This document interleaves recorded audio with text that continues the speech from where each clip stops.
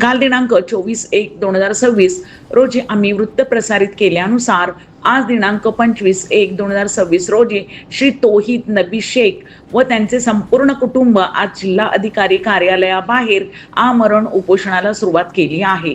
प्रशासन काय निर्णय घेणार?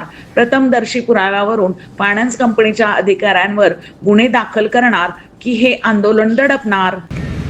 नमस्कार.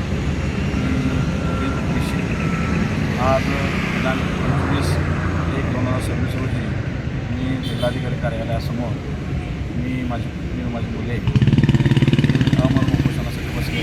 त्याचे कारण असे की LNT हाऊसिंग फायनान्स कंपनीच्या संबंधित अधिकाऱ्यांनी व कर्मचाऱ्यांनी त्यांनी माझ्या कर्जाचे करारपत्र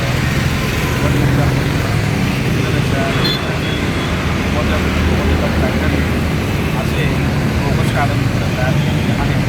त्या कागदपत्रावर त्यांनी माझ्या पत्नीच्या बोगस सह्या केलेल्या असल्या स्टॅम्प्स घेऊन त्याच्यावर बोगस सह्या करून परस्पर अरुण पाटील कोल्हापूर यांच्याकडे नोंदणी केलेल्या आहेत.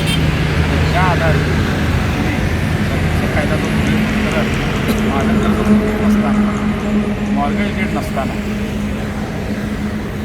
जिल्हाधिकारी कार्यालय यांच्याकडे खोट्या ॲफिडेव्हिटसह अर्ज दाखल करून बोगस कागदपत्र दाखल करून माझी लाखोंची मालमत्ता जप्त करण्याचे आदेश जिल्हाधिकारी यांच्या फसवणूक काढून घेतलेले आहेत. त्या आदेशाआधारे आणि माझी कर मिळकत जप्त करण्याचा जबरदस्तीने प्रयत्न केलेला आहे.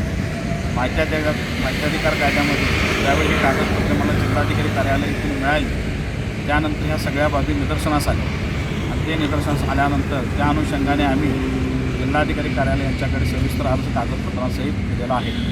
त्याची दखल जिल्हाधिकारी कार्यालय यांनी घेऊन अप्पर जिल्हा दंडाधिकारी सांगली यांनी पोलीस अधीक्षक सांगली यांना LNT हाऊसिंग फायनान्स त्यांच्या अधिकारी कर्मचारी यांच्यावरती कारवाई केली.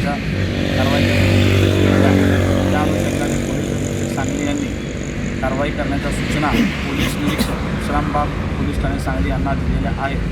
परंतु गेले 5 ते 6 महिने झाले Vishrambag police station LNT housing finance त्यांची कंपनी अधिकारी कर्मचारी यांच्यावरती गुन्हा दाखल करण्यास टाळाटाळ करत आहे व माझ्यावर अन्याय करत आहे. म्हणून मी माझी पत्नी माझी मुले आज 25/1/2026 रोजीपासून आमरण उपोषण करीत आहे.